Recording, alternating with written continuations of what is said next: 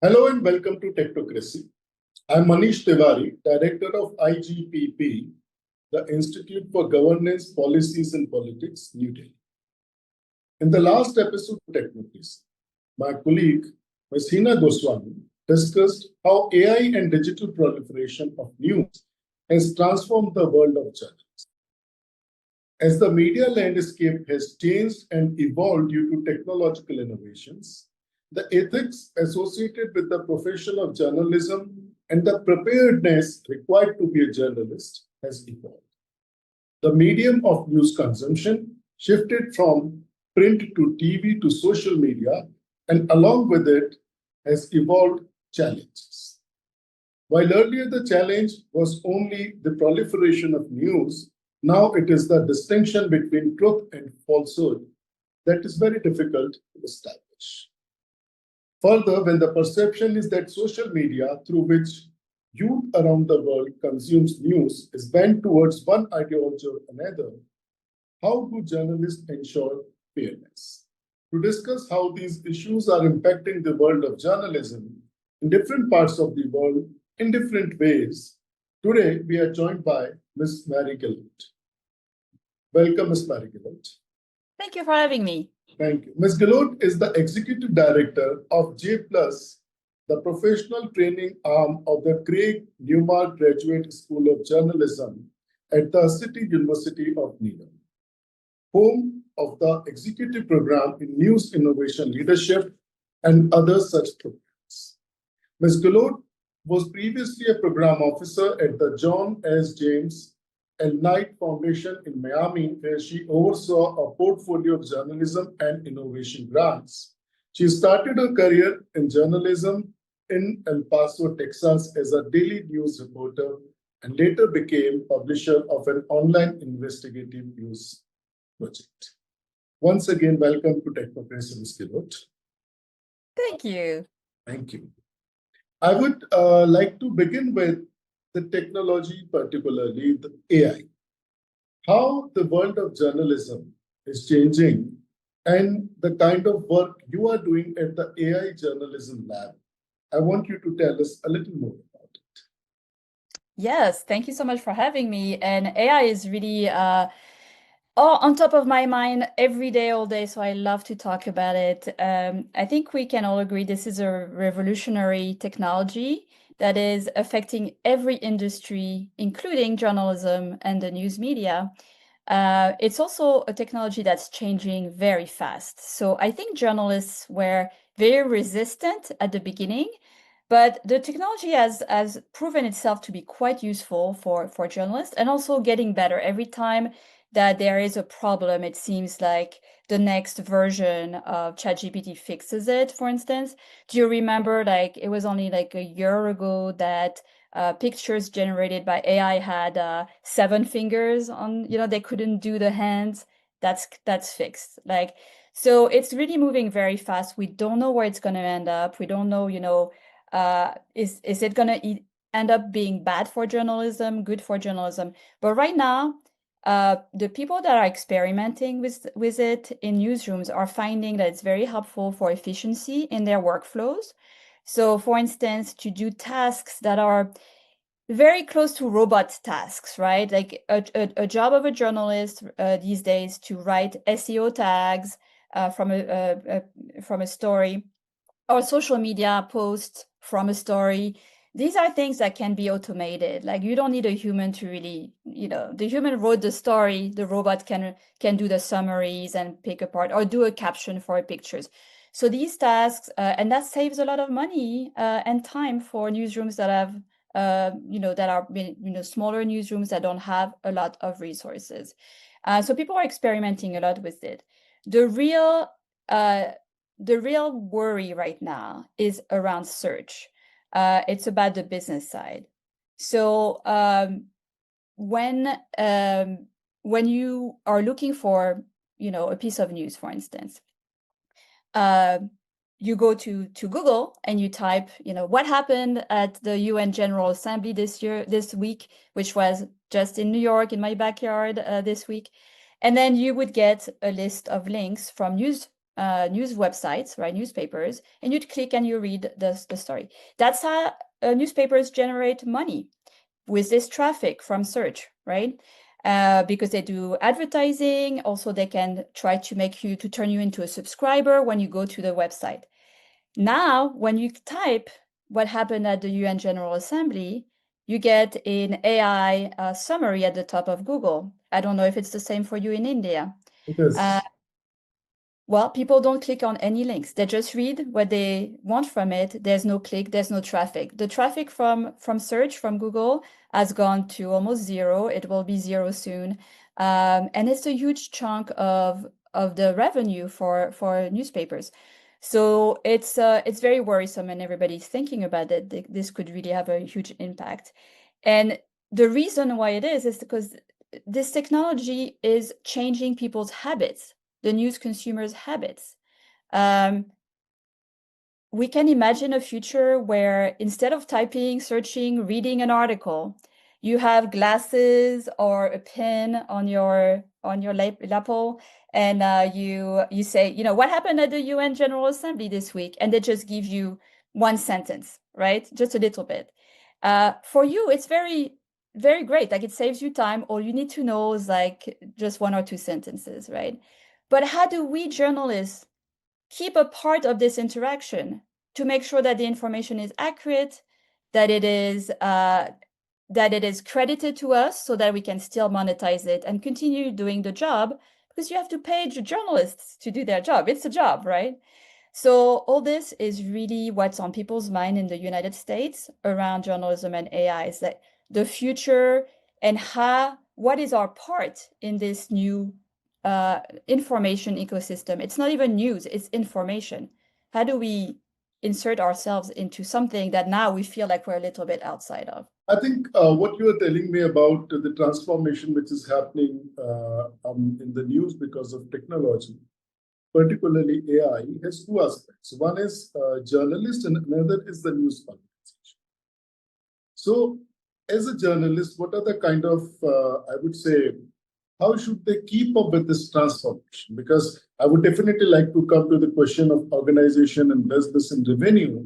But if I look at it as a journalist, I just want to know what is the kind of, how should I keep up with this whole situation? Absolutely.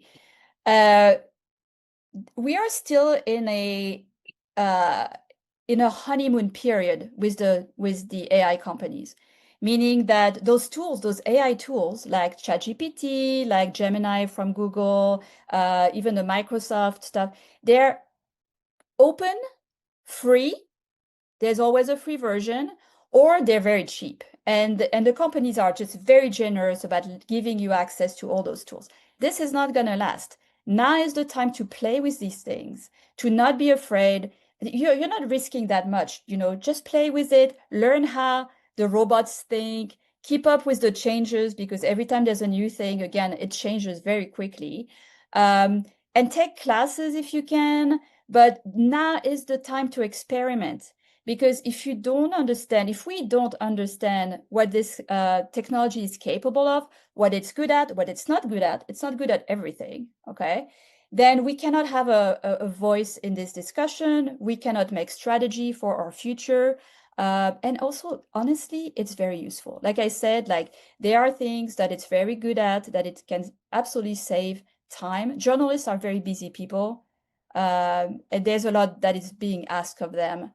That the AI can really help with. So what I could decipher from what you are saying is that it's good for journalists that they use AI, and they keep up with this transformation. They should learn new, that is fine. But the challenge which you had just explained about the organization, and which is more on a business side, and which actually affects the whole purpose of media and the democracy.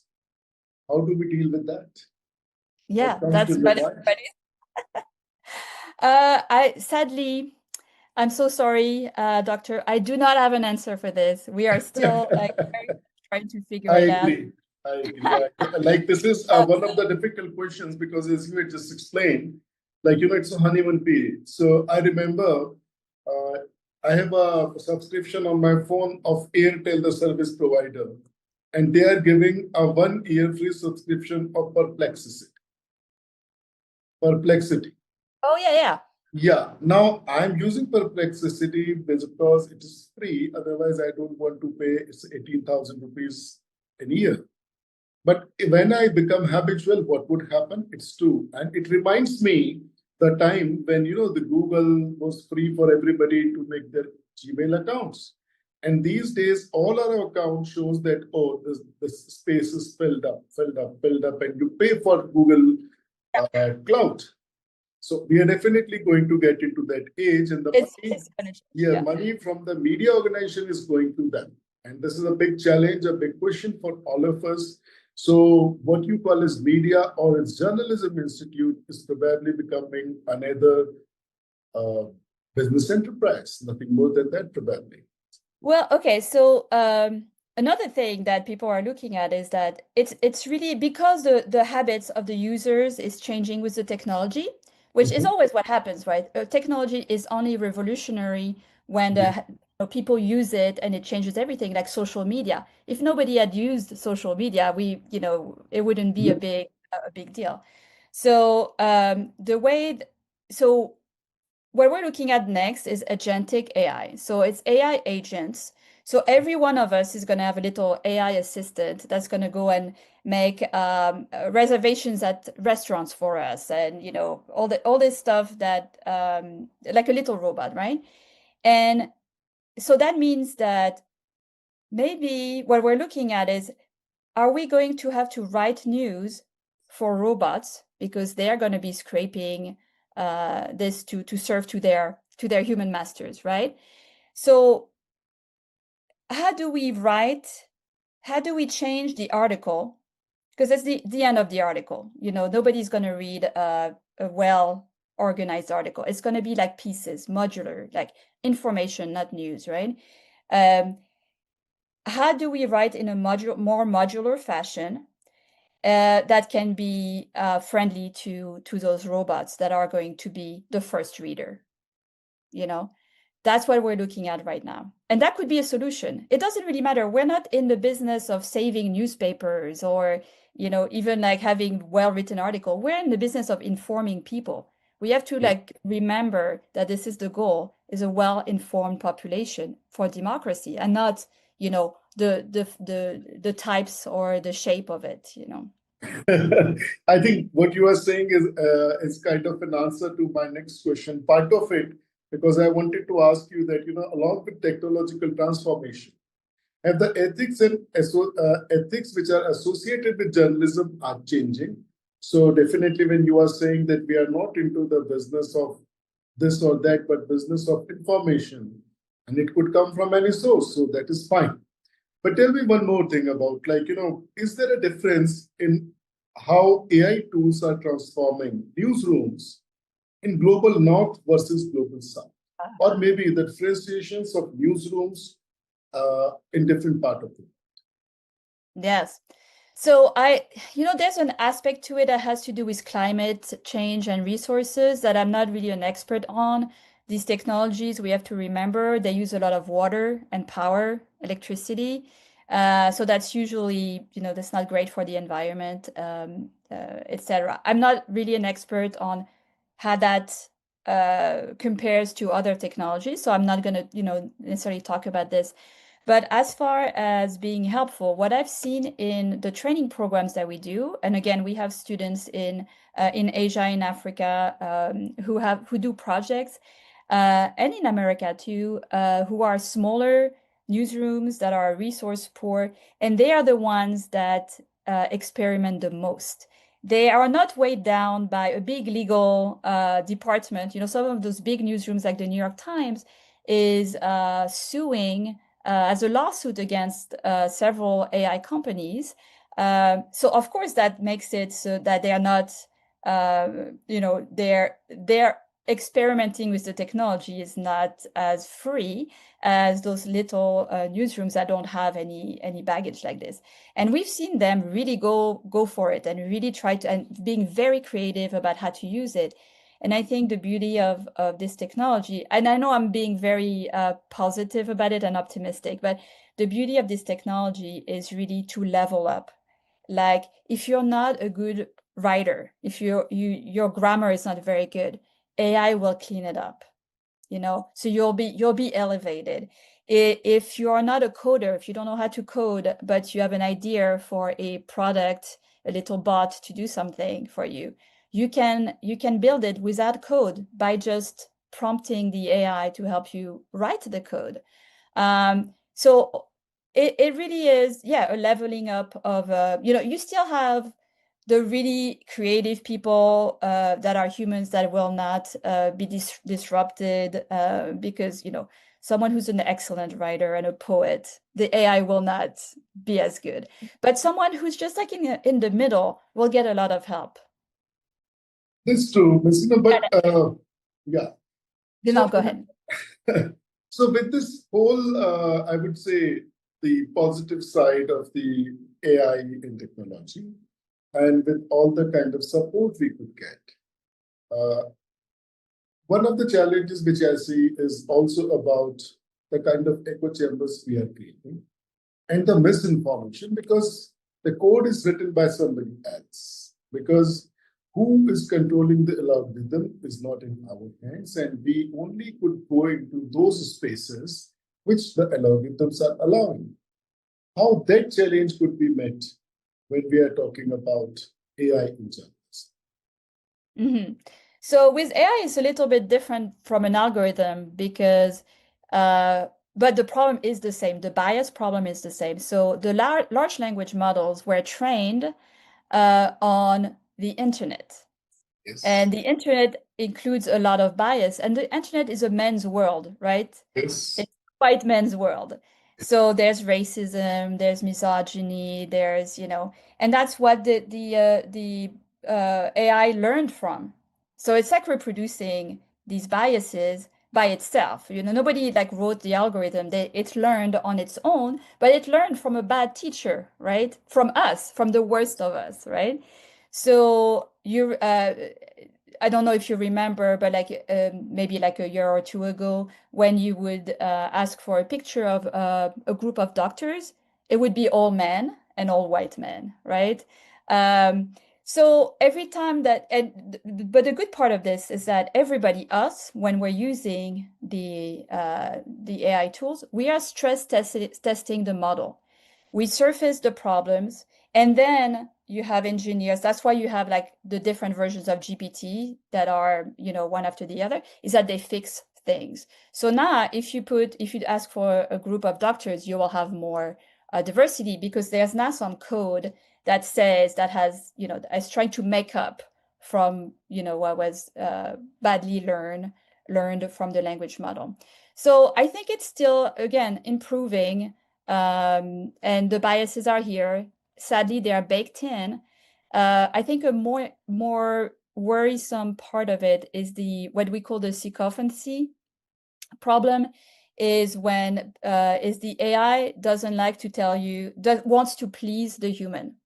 So it will never say that you're wrong. It will reinforce your horrible ideas. So there's been problems like, the AI agrees with the human to suggest violence. The AI even pushes someone to commit suicide. That happened just because it wants to do what it thinks you want to do, right? It doesn't push back, right? It's not the voice of reason.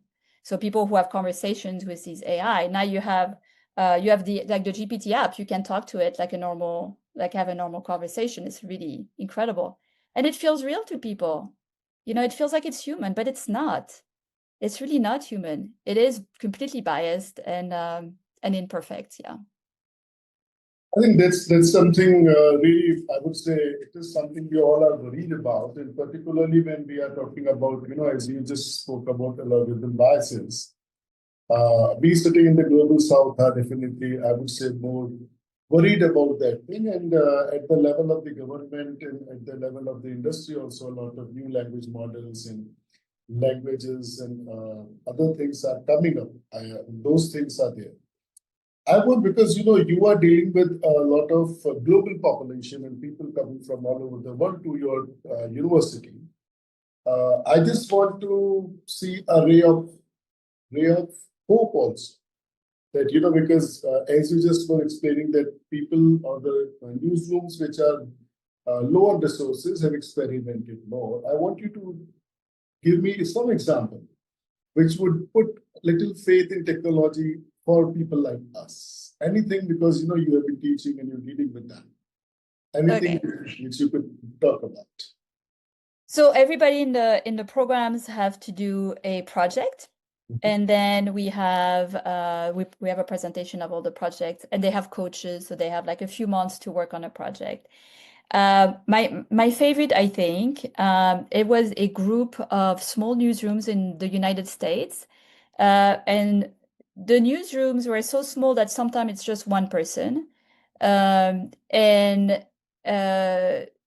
this kind of the manager of that group who was in our program, what he built was a so he I think when you build something with AI, you have to first have a problem to solve, because just because you have AI doesn't mean you're actually, not every problem needs, I mean, not every solution has a problem. So first figure out like what is your friction point. What is it that is not working well in your company or in your reporting, in your journalism, and see, could AI help, right? So what his problem was that these small newsrooms, they had a hard time coming up with story ideas after the first day of a story. So let's say a political candidate comes through the town and does a speech. They write the story, very easy, it's a straight news story. But then the candidate leaves and well, so that's it. Like you don't ever, but there are other things you could continue writing about this event in your little town, but they could not come up with new angles or what to write on day 2, day 3, right? So he built this bot that you put in the story, the first day story, and it suggests in the form of headlines. It doesn't write the story because that would be making it up, but it suggests headlines for follow-up stories. So how much did the visit of the candidate cost the taxpayer of the town? That could be one thing. When was the last time that a candidate came to the town and what happened? Different things that you could do. That was really helpful. It was because it was in the style of a headline. The journalist would totally understand how to go about reporting that story.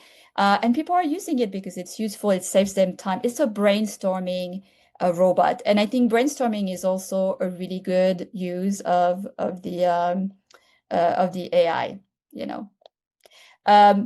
the best use, I think, I mean, the most sophisticated use is data journalism. It's an AI can read through, spreadsheets of, tens of thousands of millions of very quickly, in a way that a human could not deal with numbers in that way. So anything that has to do with numbers and investigations, like data investigations, are very, very enhanced by AI. I think that puts some faith in AI or the technology as such, because when you are more at the receiving end of the technology, then it becomes sometimes in the sense that okay, this has all problems, no solutions. But as you have explained from this story, even from a democracy's perspective, this is a good thing, because otherwise, how do we know what exactly is happening behind the scenes or after that happens? So a follow-up of a story in such a bot definitely is something helpful. So just one last thing, I think, I again want to come back about the journalism, because how you have differentiated it is between information and journalism. So when you are saying like our job is to inform and a journalist's job is to inform, not to put their opinion, then AI is doing a better job. Then how do we keep, or why do we keep journalism? Oh no, like the AI is just the delivery of the Okay. information. Have to, the AI will never be able to report a Mhm. story, to find a story, to verify it, to fact check. That's always going to be a human. I don't think this is going to change.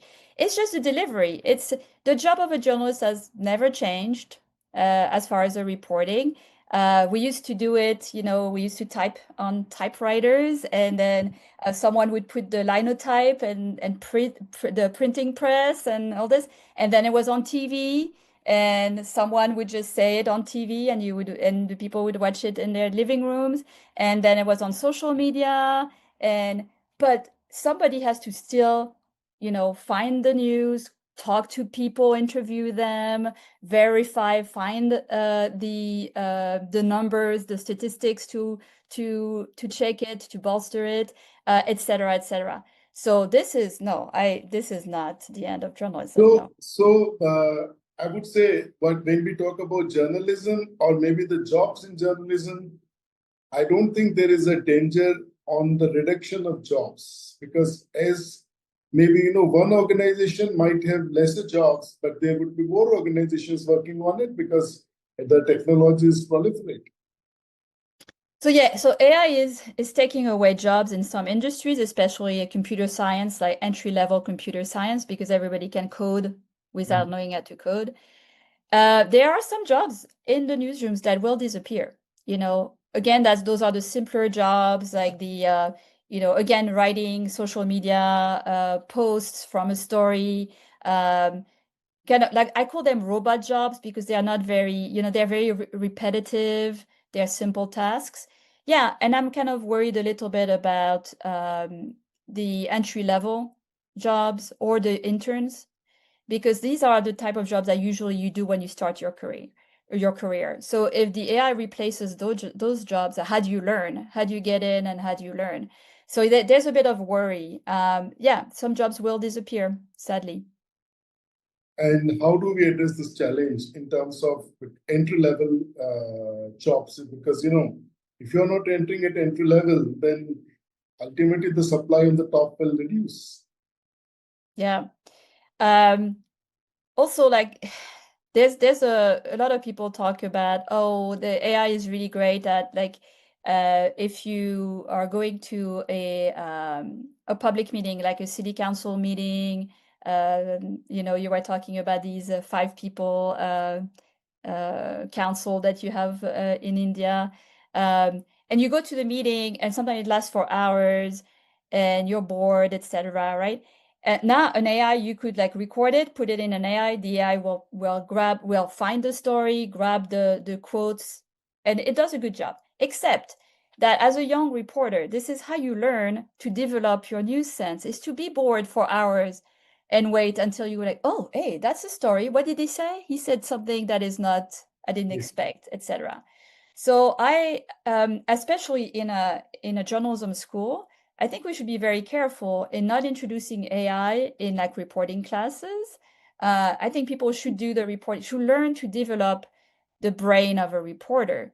And then you can use the tools to, but you have to have developed that. And that only happens when you actually do the job, even though it's the work of a robot, really, to sit down for hours and listening to people talk. Good. So, as a final word, I just want to listen from you. Your hopes with AI in journalism are good, bad, like not very good. How do you put it?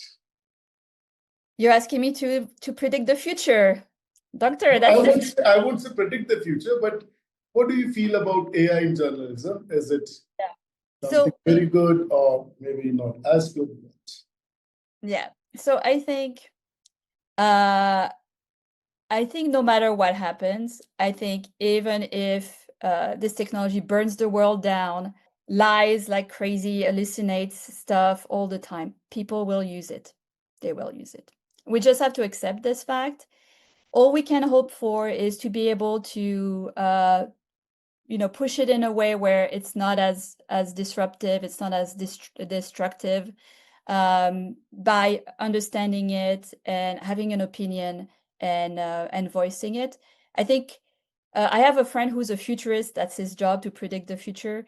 And he says, you know, we act as if this AI future is written in stone, like that we know what's going to happen, but it's not. It's going to be written by us. So we obviously cannot stop it, but we can weigh in. We can have an opinion, and we can make it go a different way. Thank you, Ms. Gilot, for this well-informed discussion. Thank you so much. Thank you. It was an honor being with you, and thank you very much.